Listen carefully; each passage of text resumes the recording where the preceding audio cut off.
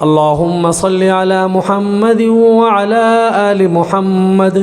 كما صليت على إبراهيم وعلى آل إبراهيم إنك حميد مجيد. اللهم بارك على محمد وعلى آل محمد كما باركت على إبراهيم وعلى آل إبراهيم إنك حميد مجيد. الحمدللہ درود شریف پڑھنے کی سعادت حاصل ہوئی. بڑا بابرکت مجمع ہے، بابرکت جگہ ہے، تو آپ سب حضرات سے بھی درخواست ہے ایک مرتبہ اونچی آواز سے درود شریف پڑھ لیجیے. اللہم صلی علی محمد وعلی آل محمد کما صلیت علی ابراہیم وعلی آل ابراہیم انک حمید مجید.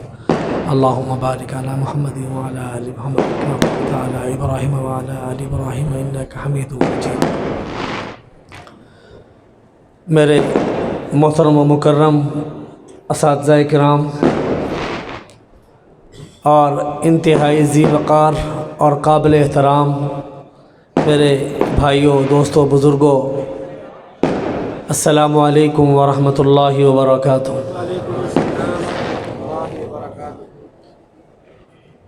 آج الحمدللہ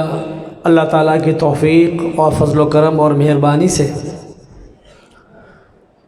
ہم سب کو ایک سال کے بعد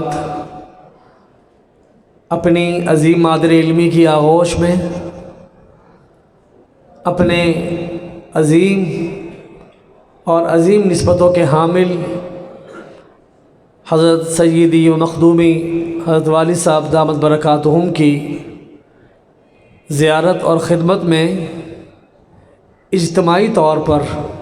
اکٹھے ہمیں یہاں مل بیٹھنے کا موقع مل رہا ہے. حق تعالیٰ اپنے فضل و کرم سے، مہربانی سے اس مبارک عمل کو قبول فرمائے. ویسے تو اہل فیصل آباد اپنی مادر علمی سے، اپنے عظیم اساتذہ سے ہمیشہ محبت میں، تعلق میں اور رابطے میں رہتے ہیں، لیکن اس خاص موقع پر ہمارے مخدوم سیدی حضرت والد صاحب دامت برکاتہم اپنے بیٹوں کو جمع فرماتے ہیں. فیصل آباد کے حفاظ کو سال میں جمع کرنے کے دو مواقع آتے ہیں. ایک موقع رمضان المبارک سے چند مہینے پہلے اور ایک موقع آتا ہے رمضان المبارک کے آخر میں. دو موقع ہیں اپنے بیٹوں کو جمع کرنے کے، کیونکہ استاد روحانی والد ہوتا ہے اور جو ان کے ہونہار فرزند ہیں وہ ان کے روحانی بیٹے ہوتے ہیں. تو ہم سب کے والد ہمیں سال میں فیصل آباد کے فضلاء کو دو مرتبہ جمع فرماتے ہیں، رمضان سے پہلے اور رمضان کے آخر میں. آپ جمع کرنے کا یہ موقع ملاحظہ فرمائیں کہ دنیا میں جہاں بھی کوئی اجتماع ہوتا ہے، اکٹھ ہوتا ہے، اس کے پیچھے کوئی نہ کوئی مقصد ہوتا ہے. جہاں بھی اجتماع ہوتا ہے، اکٹھ ہوتا ہے، میٹنگز ہوتی ہیں، ملاقاتیں ہوتی ہیں، اس کا کوئی نہ کوئی مقصد ہوتا ہے. اور دنیا میں بڑے بڑے کاموں کے لیے لوگ اجتماعات اور میٹنگز بھی رکھتے ہیں اور اس میں کھانا بھی کھاتے ہیں، اور کھانے کی ٹیبل پہ اہم معاملات ڈسکس ہوتے ہیں، طے ہوتے ہیں، اور بڑے بڑے معاہدوں پہ دستخط ہوتے ہیں. کوئی بھی لائن دیکھ لیں، حکومتی سطح پہ دیکھ لیں، تجارتی سطح پہ دیکھ لیں، ڈاکٹروں کی سطح پہ دیکھ لیں، کسی بھی سطح پہ دیکھیے آپ، دنیا کے تمام بڑے محکموں میں، بڑے شعبوں میں یہ MOUs پر سائن ہوتے ہیں. اور ذمہ داران اکٹھے ہوتے ہیں اور ملاقاتیں ہوتی ہیں اور ملاقات پہ اہم امور طے پاتے ہیں۔ جب سے ہم نے آنکھ کھولی ہے، شعور سنبھالا ہے، اپنے والدین کریمین کو، اپنے عظیم والد دامت برکاتہم کو، اور انتہائی عزت مآب اور عفت مآب اپنی محترمہ والدہ صاحبہ کو دامہ ظلھا، اللہ ان کی زندگی میں، صحت میں، عمر میں خوب برکت عطا فرمائے، ان کو ہمیشہ قرآن اور اہل قرآن کی خدمت کرتے ہوئے یا قرآن پاک اور اہل قرآن کی فکر کرتے ہوئے دیکھا۔ میری عمر کے اس 43ویں سال میں مجھے آج تک شاید یاد نہ ہو کہ مجھے میرے والد نے اپنے کاروبار کے زمانے میں یا گھر میں ہماری شادیوں کے بعد، ہماری اولاد کے بعد، مالی اور معاشی ذمہ داریوں کے بعد کبھی ہمیں کسی جگہ پر لے کے گئے ہوں کہ میں نے اپنے بچوں کو اس کاروبار میں داخل کرنا ہے اور یہ کاروبار کروانا ہے۔ نہ اپنے کاروبار کے زمانے میں اور نہ ہماری معاشی و مالی ذمہ داریوں کے زمانے میں مجھے تو کوئی سفر اس طرح کا یاد نہیں ہے کہ اس کام کے لیے سفر کیا ہو۔ البتہ ہزاروں میں نہیں تو سینکڑوں میں یہ یاد ہے کہ قرآن پاک کے لیے اور اہل قرآن کے لیے، دین اور اہل دین کے لیے بے شمار ہزاروں سینکڑوں سفر الحمدللہ مجھے یاد ہے۔ کہنے کا مقصد یہ ہے کہ جب سے شعور کی آنکھ کھلی ہے، شعور سنبھالا ہے الحمدللہ، ہم نے اپنے والدین کریمین کی زندگی کو قرآن پاک، اہل قرآن پاک اور دین اور اہل دین کی خدمت اور فکر میں دیکھا ہے، اور اللہ نے اپنے فضل و کرم سے، مہربانی سے ان کی خدمات کا سنہرا ایک دور دکھایا ان کو ان کی زندگی میں، جب ان کے فرزند پھر آگے ان کے فرزند 2 3 4 نسلیں قرآن پاک کی ماشاءاللہ اللہ کے فضل و کرم سے حامل قرآن بنی اور خادم قرآن بنی۔ اور یہاں بھی ماشاءاللہ آج ایک بڑی تعداد ایسی ہے الحمدللہ، ان کے والد بھی موجود ہیں اور وہ صاحبزادہ بھی موجود ہے، دونوں حافظ ہیں ماشاءاللہ، اور پوتا بھی ساتھ موجود ہے ماشاءاللہ۔ اور یہ مجھے کئی ساتھیوں نے آج یہ کہا کہ الحمدللہ آپ کا ماضی کا شاگرد بھی ہے اور مستقبل کا شاگرد بھی آج آپ کی اس مجلس میں آ رہا ہے، اور آج ہم اس نسبت سے چھوٹے بچے کو لے کے آئے ہیں کہ میرے والد بھی یہاں ماشاءاللہ پڑھے، میں بھی یہاں پڑھا، اور یہ تیسری پشت بھی الحمدللہ یہاں داخلے کے لیے پرعزم ہے، اس کا نام نوٹ کر لیجئے۔ تو یہ اللہ پاک نے ان کی زندگی میں یہ سنہرا دور اور قیمتی پھل ان کو دکھایا کہ قرآن پاک کے لیے انسان جب اپنے آپ کو پگھلاتا ہے، گھلاتا ہے، فکر میں رکھتا ہے، سرگرداں رکھتا ہے، تو اللہ پاک اپنے فضل سے، مہربانی سے ان کو قرآن پاک والوں میں رکھتے ہیں، قرآن پاک میں رکھتے ہیں۔ تو یہ جو ہمارا آج جمع ہونے کا مقصد ہے، یہ بھی آپ حضرات کے علم میں ہونا چاہیے کہ خالصتاً قرآن پاک کی نسبت کی بنیاد پر ہے، خالصتاً قرآن پاک کی بنیاد پر۔ رمضان سے پہلے اس اجتماع کا مقصد یہ ہوتا ہے کہ یہ اہل قرآن ہیں، حامل قرآن ہیں، قرآن پاک کے حافظ ہیں، اور مدت العمر سے قرآن پاک تراویح میں سنا رہے ہیں۔ کچھ اس میں ماشاءاللہ قدیم فضلاء ہیں، فیض یافتہ حضرات ہیں، اور کچھ اس میں بالکل نئے ہیں جو نئے شامل ہو رہے ہیں اس شعبے میں۔ تو اجتماعی طور پر ان کو جمع کر کے محبت سے اور منت سے اور فضائل سے ان کو قرآن پاک کی عظمت سے اور قرآن پاک کے سنانے کے حوالے سے اس مجمع کو تیار کرنا ہے کہ رمضان المبارک شروع ہو، اور رمضان المبارک کے شروع سے یہ حاملین قرآن، یہ حافظین قرآن، قرآن پاک کے یہ حفاظ مصلی کی زینت بنے اور امامت کے منصب پہ فائز ہوں، اور ان کو اس بات کی فکر ہو کہ ہم نے قرآن پاک کو کمیت کے اعتبار سے اور کیفیت کے اعتبار سے، مقدار کے اعتبار سے، معیار کے اعتبار سے اور قرآن پاک کے اصول اور آداب کے حساب سے ہم نے قرآن پاک کو الحمدللہ الف لام میم سے شروع کرنا ہے اور والناس تک انشاءاللہ العزیز خیر و عافیت سے اللہ کی مدد کے ساتھ انشاءاللہ تراویح میں سنانا ہے انشاءاللہ۔ یہ ایک بنیادی مقصد ہے اس اجتماع کا۔ اور 27ویں روزے کو جو افطاری ہوتی ہے اس کا مقصد بھی اپنے عزیز بچوں کو شاباش دینا ہوتا ہے۔ افطاری کرواتے ہیں الحمدللہ، 27ویں روزے کو افطاری ہوتی ہے اور افطاری میں اپنے عزیز بچوں کا شکریہ ادا کرتے ہیں۔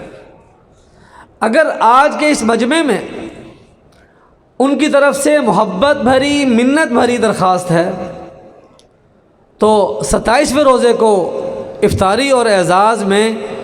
ان بچوں کا شکریہ ادا کرتے ہیں کہ آج بیٹوں میں نے آپ کو افطاری پہ بلایا ہے، اس لیے بلایا ہے کہ آپ نے پورا رمضان بڑی محبت اور محنت کے ساتھ، عظمت کے ساتھ قرآن پاک پہ محنت کی اور قرآن پاک سنانے کے بعد فارغ ہوئے۔ عام طور پر 98% طلباء 27ویں شب میں فارغ ہو جاتے ہیں، تو 27ویں شب کے بعد 27ویں روزے کی افطاری باغ ولی مسجد میں ہوتی ہے، تو الحمدللہ اس پہ اپنے عظیم بچوں کو شاباش دیتے ہیں۔ دعا ہے کہ اللہ پاک اپنے فضل و کرم سے، مہربانی سے ہمیں مدت العمر بڑوں کے ساتھ وابستہ رہنے کی، جڑے رہنے کی اور بڑوں کی اس پکار پہ لبیک کہنے کی، اور 27ویں روزے کی افطاری میں شاباش لینے والوں میں صف اول میں شامل فرما دے۔ خوش نصیب ہیں وہ، خوش نصیب ہیں وہ، سعادت مند ہیں وہ جن کے بڑے سلامت ہیں، اور سعادت مند ہیں اس سے بڑی سعادت مندی یہ ہے جو اپنے بڑوں کی نسبت پہ سلامت ہیں۔ جن کے بڑے سلامت وہ بھی سعادت مند، اس سے بڑی سعادت مندی یہ کہ اپنے بڑوں کی نسبت پر سلامتی، اس کے لیے ہمیشہ ہمیں فکر مندی کی ضرورت ہے۔ ہمارے سب سے بڑے جن سے ہماری نسبت ہے، خالق کائنات نے اس جہان کو پیدا کیا، تمام جہانوں کو پیدا کیا، ان میں جو سب سے بڑی نسبت جو ہے ہماری حضور اقدس صلی اللہ علیہ وسلم، خاتم النبیین صلی اللہ علیہ وسلم، ان سے ہماری نسبت، اور انہوں نے ہماری نسبت جوڑی صحابہ کے ساتھ، اور صحابہ کے بعد صحابہ نے یہ قرآن پاک کی نسبت جو حضور اقدس صلی اللہ علیہ وسلم سے لی، اپنے شاگردوں کو سکھایا، اور تابعین نے تبع تابعین کو قرآن پاک سکھایا۔ تبع تابعین نے آج سے 1400 سال پہلے اپنے شاگردوں کو سکھاتے سکھاتے سکھاتے اساتذہ نے یہ قرآن پاک ہمارے سینے میں محفوظ ہوا، اور یہ قرآن پاک آسانی سے سینے میں نہیں آ جاتا ہے۔ آپ اپنے ماضی کے ان گوشوں کو جھانکیں جس میں آپ کے والد صبح کو سردی کی حالت میں، دن میں گرمی کی حالت میں کبھی پہنچانے آ رہے ہیں، کبھی کھانے کی فکر کر رہے ہیں، کبھی شام کو لے کے جا رہے ہیں۔ بارش کا موسم ہے، دھند کا موسم ہے، سردی ہے، گرمی ہے، آپ کے والد نے اس میں کبھی تخلف نہیں کیا، کبھی نہ خود سست ہوئے نہ آپ کو سست ہونے دیا، اور آپ کی ماؤں نے، عظیم ماؤں نے قرآن پاک کے ان حاملین کے لیے آپ کے لیے ناشتہ بنایا، کبھی کھانا پکایا، کبھی شام کو کھانا کھلایا۔ اور ظاہری بات ہے کہ یہ دنیا کا چونکہ مشکل ترین کام ہے، اس مشکل کام میں جو مشکلات آتی ہیں، نرم پہلو بھی آتے ہیں، گرم پہلو بھی آتے ہیں، سخت پہلو بھی آتے ہیں، پیار محبت کے پہلو بھی آتے ہیں، ظاہری بات ہے کہ یہ اس مرحلے سے گزارنے کے لیے ان سب مرحلوں سے گزرنا پڑتا ہے، تو طوعاً و کرہاً، خوشی سے یا برداشت کرتے ہوئے اسے ان مراحل سے جب آپ گزرے تو اس پہ آپ کے والدین کریمین کی محنت کا دخل، اس کے بعد اساتذہ کا، آپ کی مادر علمی کی آغوش، معاونین، محبین، منتظمین، سب کی محنتوں کا ثمر یہ ہوا کہ اللہ نے قرآن پاک اپنے فضل و کرم سے، مہربانی سے آپ کے سینوں میں داخل فرما دیا۔ بڑی محنتیں ہوئی ہیں اس کے اوپر۔ جس کام پہ محنت ہو جائے تو اس کو سنبھالا بھی جاتا ہے، سنبھالنا بھی چاہیے۔ جس قدر دولت عظیم ہوتی ہے اس کو کمانا بھی اتنا مشکل ہوتا ہے، جس قدر بڑی دولت ہوتی ہے اس کے تحفظ کے لیے فکر بھی اسی بنیاد پہ کی جاتی ہے۔ کبھی آپ نے دیکھا کہ سونا، ہیرے، جواہرات، اسی طرح بڑے سے بڑے محفوظ گھر کے اندر عام بچوں کی دسترس میں ہوں؟ ہمارے گھر میں ہماری مائیں، بہنیں، بیٹیاں سونا پہن رہی ہیں، لیکن آپ نے دیکھا کبھی جس طرح برتن رکھے ہوئے ہوتے ہیں، ہیرا وہاں رکھا ہوا ہو، سونا وہاں رکھا ہوا ہو، جواہرات وہاں رکھے ہوئے ہوں؟ کبھی بھی ایسا آپ نے دیکھا نہیں ہوگا۔ اور حالانکہ اپنے گھر کے بچے ہیں، قابل اعتماد بچے ہیں، اس کے باوجود بھی ہماری مائیں، بہنیں، بیٹیاں قیمتی جواہرات کو، سونے کو، اور آپ میں سے اکثر ماشاءاللہ کاروباری بیٹھے ہیں، فیصل آباد کے حضرات ہیں، حافظ ہیں، کاروبار والے ہیں، اور اس درمیان میں کہ کاروباری کے ساتھ ساتھ جو لفظ میں نے بولے الحمدللہ اس میں ڈاکٹر بھی موجود ہیں، انجینئر بھی موجود ہیں، علماء بھی موجود ہیں، مفتیان بھی موجود ہیں، اور پولیس کے حاضر سروس لوگ بھی یہاں موجود ہیں۔ تمام طبقات زندگی کے لوگ یہاں موجود ہیں، لیکن ان کے اوپر ایک ہی نسبت اور چھاپ ہے، جس چھاپ کے نیچے آج ہم جمع ہیں، وہ ہے قرآن پاک کی نسبت۔ تمام کی تمام نسبتیں۔ آج یہاں کوئی کاروباری کی حیثیت سے نہیں آیا، کوئی آج یہاں مفتی کی حیثیت سے نہیں آیا، کوئی آج ڈاکٹر کی حیثیت سے نہیں آیا، کوئی انجینئر کی حیثیت سے نہیں آیا، کوئی سائنٹسٹ کی حیثیت سے نہیں آیا۔ جتنے بھی شعبہ جات ہیں، ملازمت کے ہیں، کاروبار کے ہیں، عہدوں کے ہیں، فوج کے عہدیدار ہیں، پولیس کے عہدیدار ہیں، ایک بڑا ماشاءاللہ حفاظ کا ایک جمع غفیر ہے،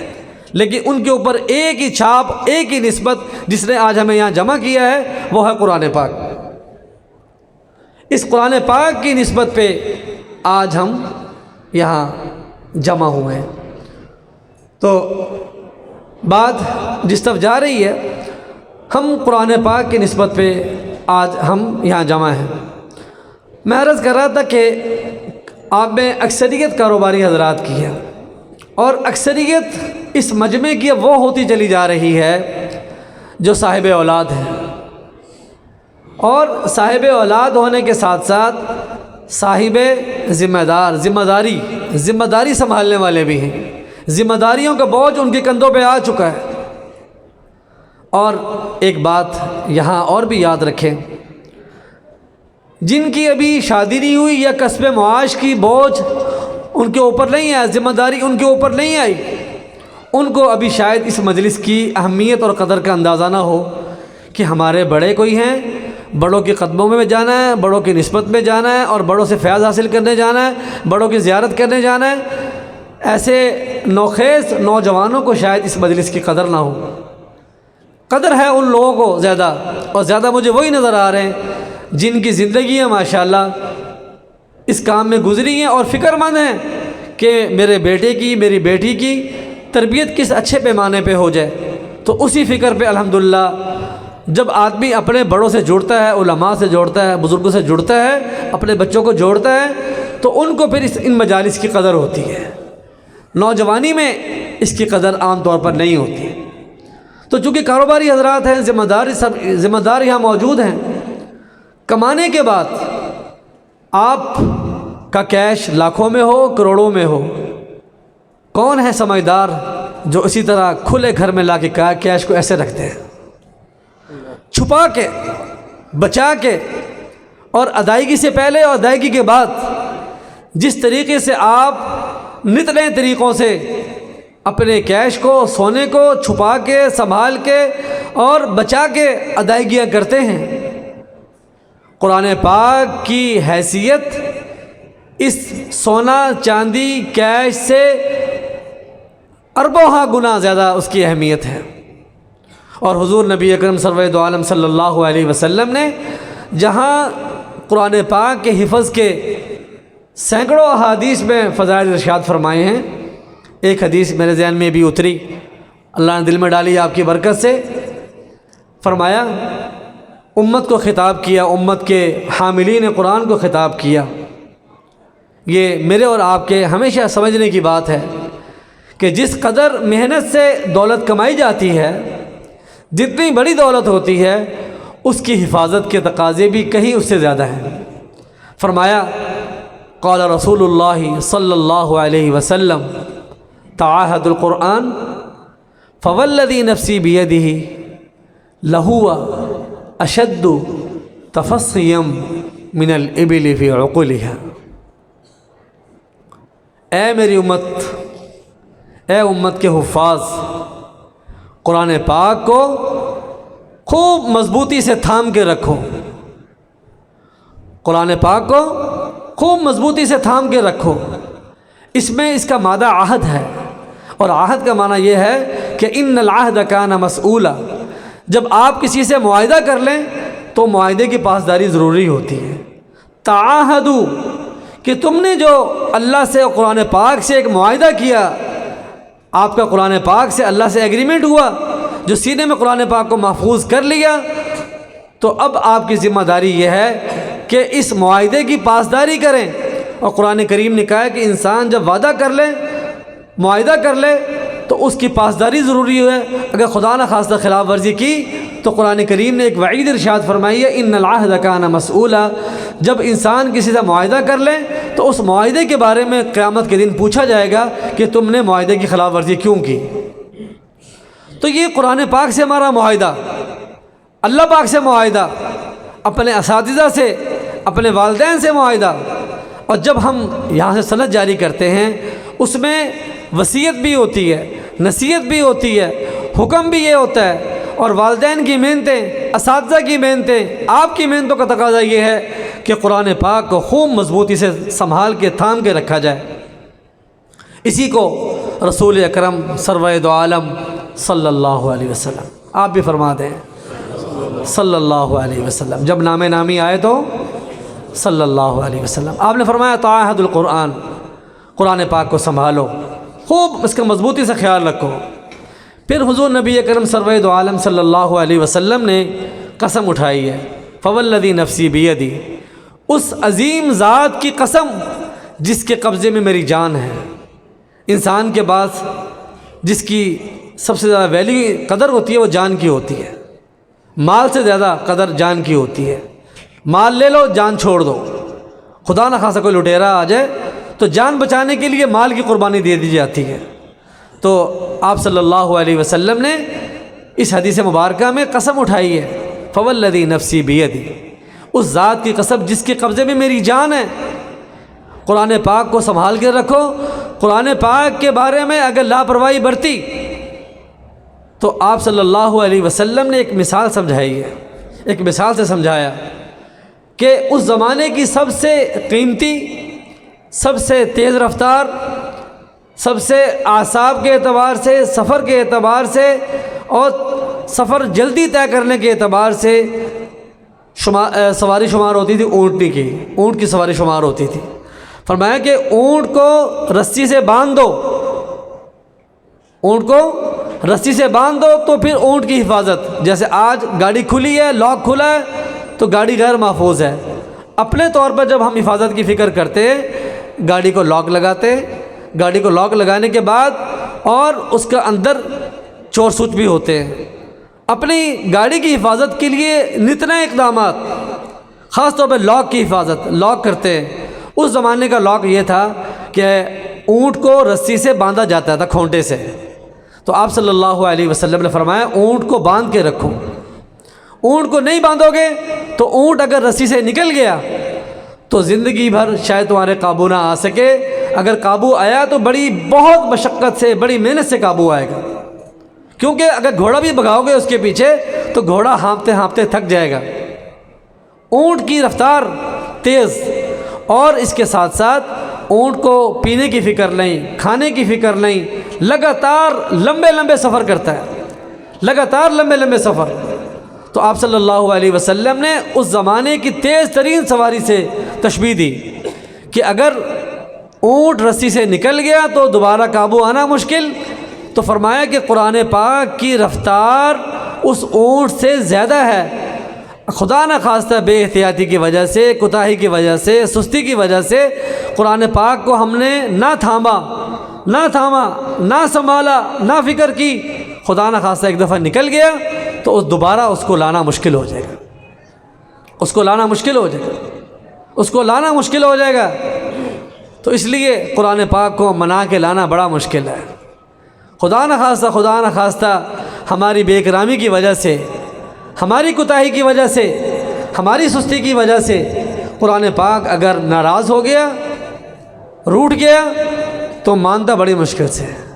لیکن ہماری ذمہ داری ہے کہ پہلے خیال رکھیں، خدا نہ خواستہ ہماری ناشکری کی وجہ سے، کوتاہی کی وجہ سے، بد نظمی کی وجہ سے قرآن پاک اگر خدا نہ خواستہ ہمارے سینے سے نکلتا ہے، اس کو منانا پڑا، ایک دفعہ نہیں، 1000 دفعہ نہیں، 1,00,000 دفعہ بھی اگر منانا پڑے۔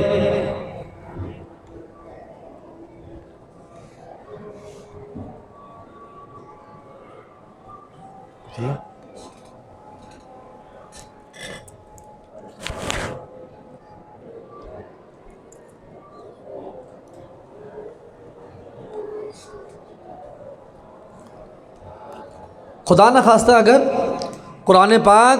کے بارے میں ہم سے ناشکری ہوئی، سستی ہوئی، کوتاہی ہوئی، وہ ہم سے روٹھ گیا، تو پھر ہمیں اپنے روٹھوں کی جیسے منانے کی فکر ہوتی ہے۔ خدا نہ خواستہ والدہ ناراض ہو گئیں، والد ناراض ہو گئے، بھائی ناراض ہو گئے، بہن ناراض ہو گئی۔ عام طور پر ہم شادیوں کے موقع پہ روٹھوں کو منانے کی فکر کرتے ہیں، تو قرآن پاک زیادہ حقدار ہے اس بات کا، بہت زیادہ حقدار ہے کہ اگر ہماری بے احتیاطی کی وجہ سے، کوتاہی کی وجہ سے ہم سے سستی اگر ہو گئی تو قرآن پاک کو منا لیں، بار بار اس کے در پہ جائیں، فکر کریں، اور جب آپ ارادہ کر لیں گے تو اللہ کے فضل سے انشاءاللہ قرآن پاک کو سنبھالنا مشکل نہیں رہے گا، اللہ کے فضل سے انشاءاللہ مشکل نہیں رہے گا۔ اللہ پاک اپنے فضل سے، مہربانی سے قرآن پاک کی اس نسبت کو قدر کرنے کے ساتھ، سنبھالنے کے ساتھ ہمیں فکر کرنے کی توفیق عطا فرمائے۔ یہ قرآن پاک جیسے فرمایا رسول اللہ صلی اللہ علیہ وسلم نے کہ اس کو سنبھال کے رکھو، اس کو سنبھالنے کے ہمارے بزرگوں نے، اساتذہ نے جو طریقے بتائے ہوئے ہیں، آپ کو زمانہ طالب علمی میں بتائے گئے، لیکن ہر سال اس کی یاد دہانی، وہ یہ کہ ہر روز کی بنیاد پہ منزل، ہر روز کی بنیاد پہ منزل۔ تہجد میں اللہ تعالیٰ موقع عطا فرما دے تو اللہ پاک اپنے فضل سے، مہربانی سے قرآن پاک کی تلاوت کو تہجد میں توفیق عطا فرمائے۔ ہمارے جد امجد،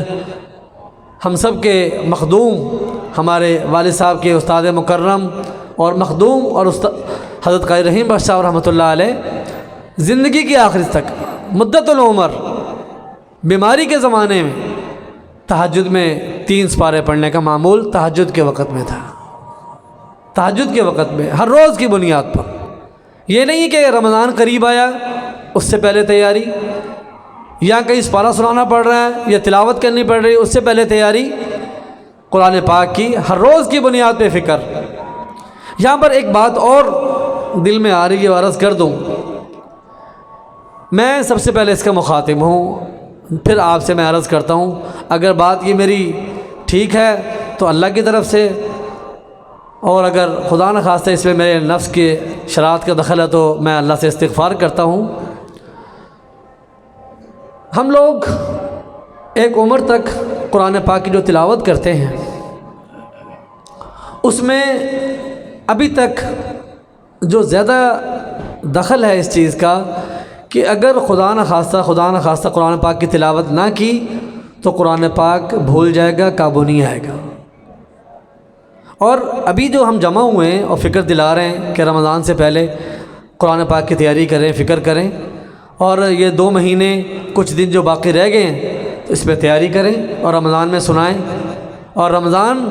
میں جس دن قرآن پاک ختم ہوا، ہمارے بجان فرمایا کرتے ہیں کہ رمضان تو عام مسلمانوں کا 30 کو یا 29 کو ختم ہوتا ہے، لیکن حافظ کا قرآن پاک جس دن ختم ہوتا ہے اس کا رمضان ختم ہو جاتا ہے۔ کیا مطلب اس کا؟ کہ آخری عشرے میں تو ہمیں نماز کے اندر، تراویح کے اندر، قیام اللیل میں، تہجد میں تلاوت زیادہ کرنی چاہیے تھی، لیکن قرآن پاک جس دن ہمارا ختم ہوتا ہے اس کے ساتھ ہی اگلے سال اس اجتماع تک یا اگلے رمضان تک قرآن پاک بعض ساتھیوں کا بند ہو جاتا ہے۔ اس بارے میں ہم فکر مند ہیں،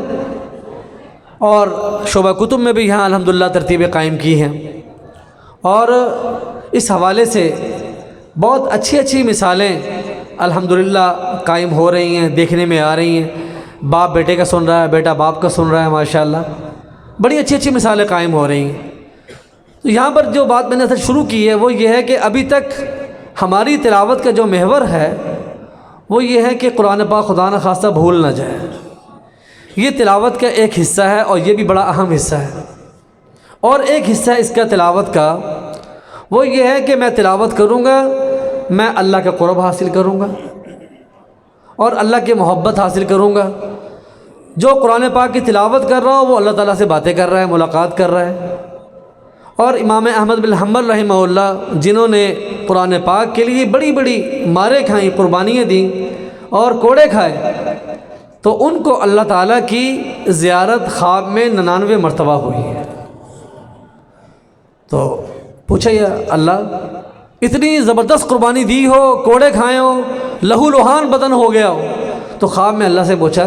کہ میں آپ کا قرب چاہتا ہوں، قرب کس طرح حاصل ہوگا؟ تو حق تعالیٰ نے فرمایا، خواب میں فرمایا، جب آخری زیارت ہوئی، 99 مرتبہ زیارت ہوئی، ایک زیارت نے پوچھا کہ آپ کا قرب کیسے حاصل ہو سکتا ہے؟ فرمایا قرآن پاک کی تلاوت سے۔ اللہ کو چاہنا ہے، اللہ تک پہنچنے کے راستے ہیں، سب سے مضبوط راستہ آپ تک پہنچنے کا، آپ سے محبت کا راستہ، میں آپ سے محبت چاہتا ہوں، آپ کے احسانات بہت ہیں، تو فرمایا قرآن پاک کی تلاوت کرو۔ پھر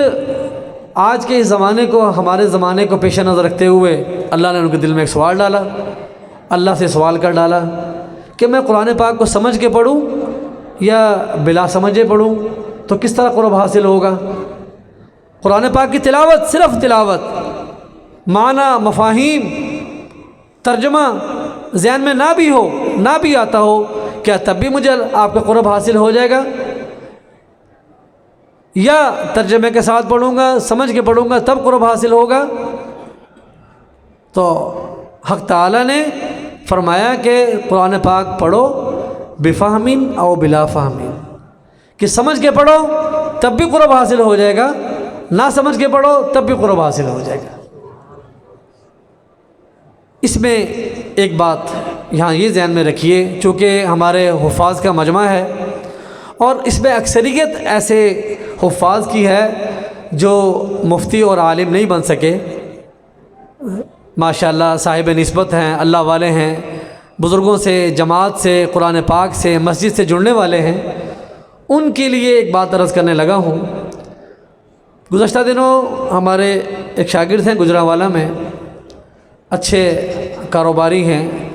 اور بڑے ڈیولپرز میں شمار ہوتا ہے گجرانوالہ کی سطح پہ ان کا۔ انہوں نے مجھ سے ایک سوال کیا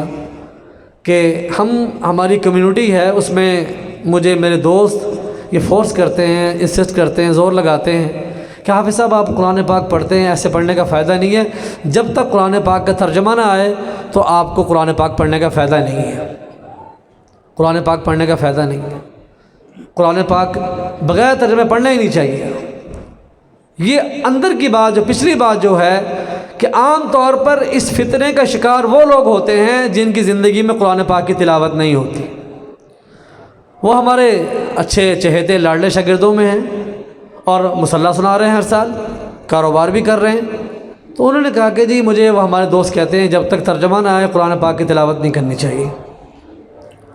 تو میں نے ان کو بہت اچھے انداز سے، میں ایک سفر میں تھا، موٹر وے پہ تھا، کوئی تعلیم و تعلم کا کام بھی نہیں تھا، تقریباً آدھا پونے گھنٹے میں یہ بات سمجھائی ان کو میں نے کہ قرآن پاک کو سمجھ کے پڑھنا یہ بھی بہت اہم ہے۔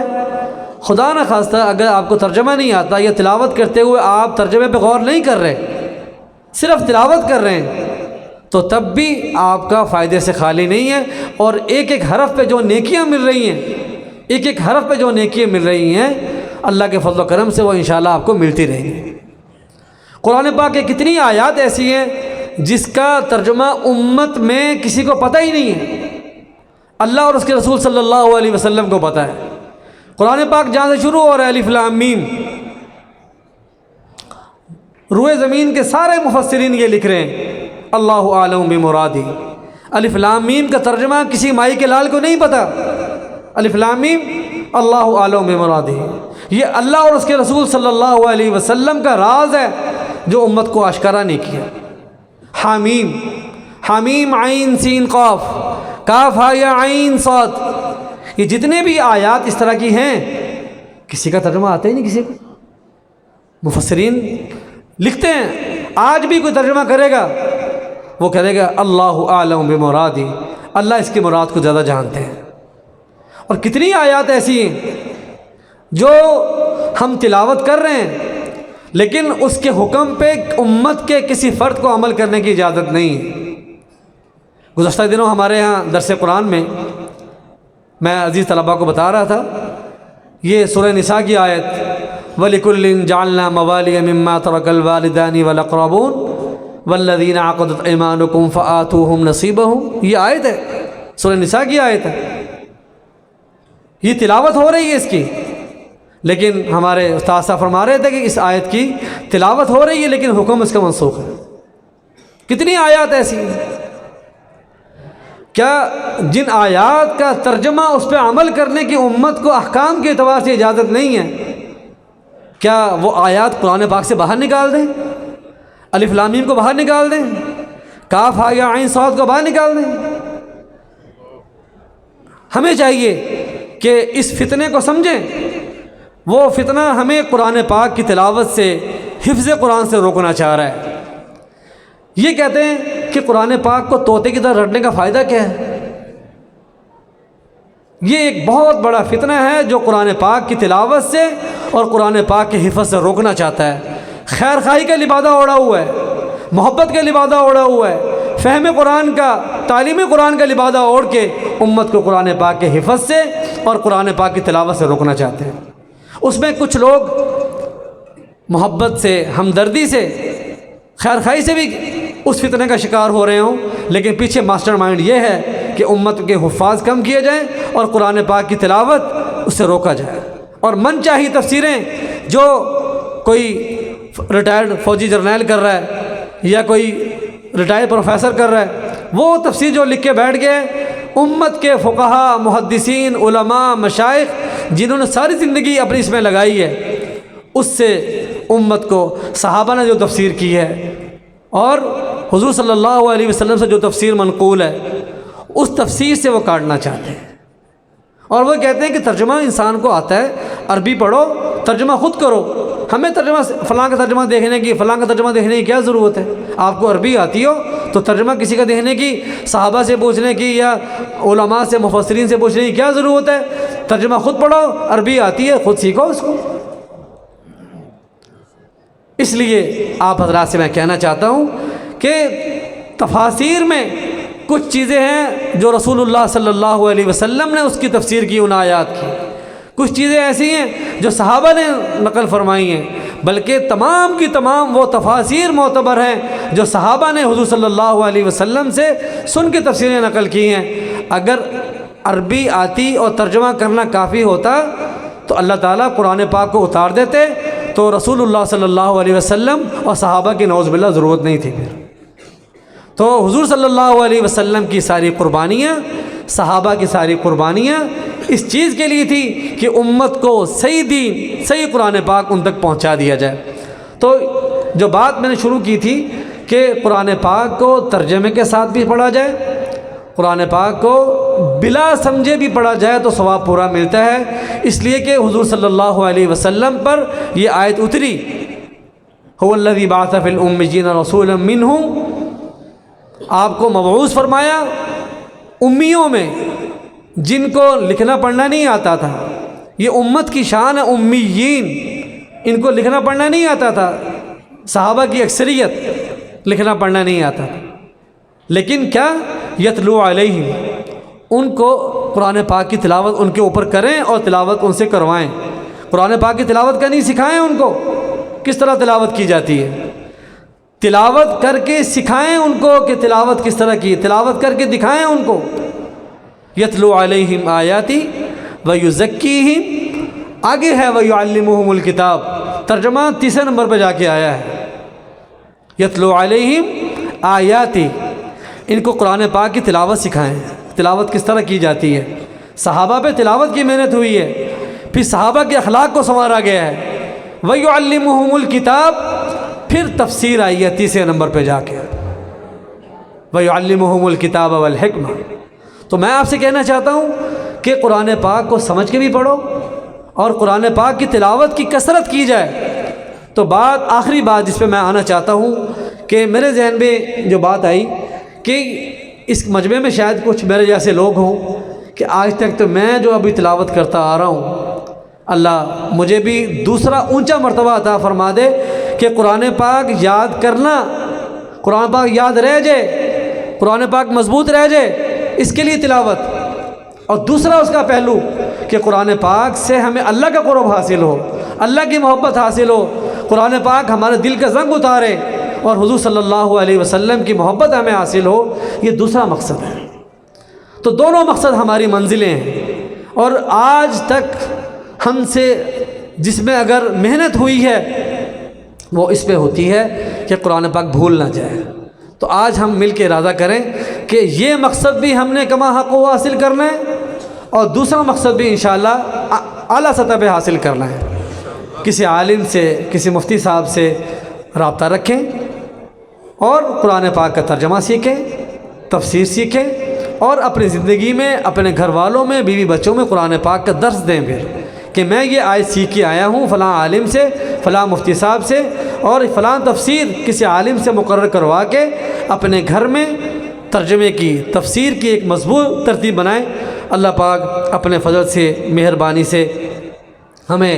آج کی اس مجلس سے پورا فائدہ اٹھانے کی توفیق عطا فرمائے۔ جو کچھ کہا گیا، سنا گیا، اس پہ ہم سب کو عمل کرنے کی توفیق عطا فرمائے۔ وآخر دعوانا الحمدللہ رب العالمین۔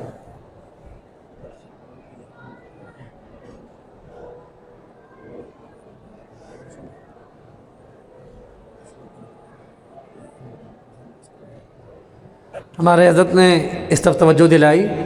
کہ فجر کی نماز میں ہمارے جامعہ کے شعبہ قرات کے استاد ہیں حضرت قاری غلام مصطفیٰ صاحب دامت برکاتہم، قرآن پاک بالترتیب شروع کیا فجر میں، بڑا پرلطف، بڑا مبارک وقت ہوتا ہے۔ ان قرآن الفجر کان مشہودا، سیدنا قالون، اس میں انہوں نے قرآن پاک شروع کیا ہوا ہے، اور الحمدللہ ہر روز تقریباً 3 صفحے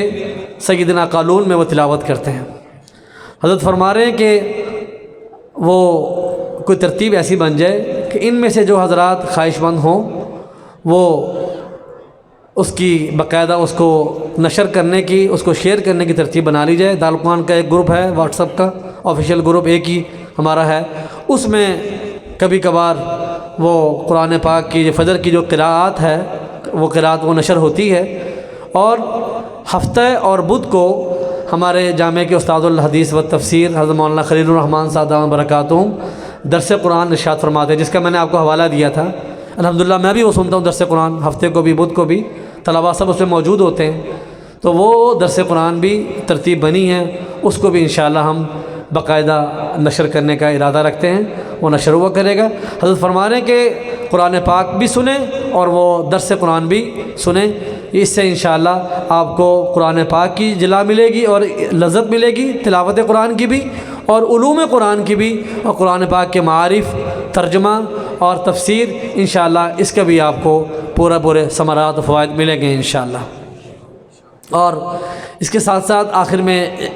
ایک بات یہ بھی کہ یہ اتنا بڑا ماشاءاللہ ہزاروں کا جو اجتماع ہے، اس کا مقصد میں نے شروع میں بتا دیا تھا کہ قرآن پاک کی یاد دہانی کی ترغیب اور اپنے عظیم والد کی زیارت، ملاقات اور اکٹھے بیٹھنے کے ہمارے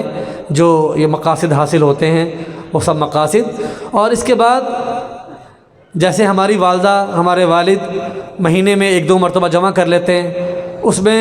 قرآن خوانی بھی ہوتی ہے الحمدللہ، قرآن پاک کی تلاوت بھی ہوتی ہے، اور اس کے بعد پھر ہم ان کے دسترخوان، حضرات کے دسترخوان سے مالا مال ہوتے ہیں، ہمیں کھانا کھلاتے ہیں۔ تو آج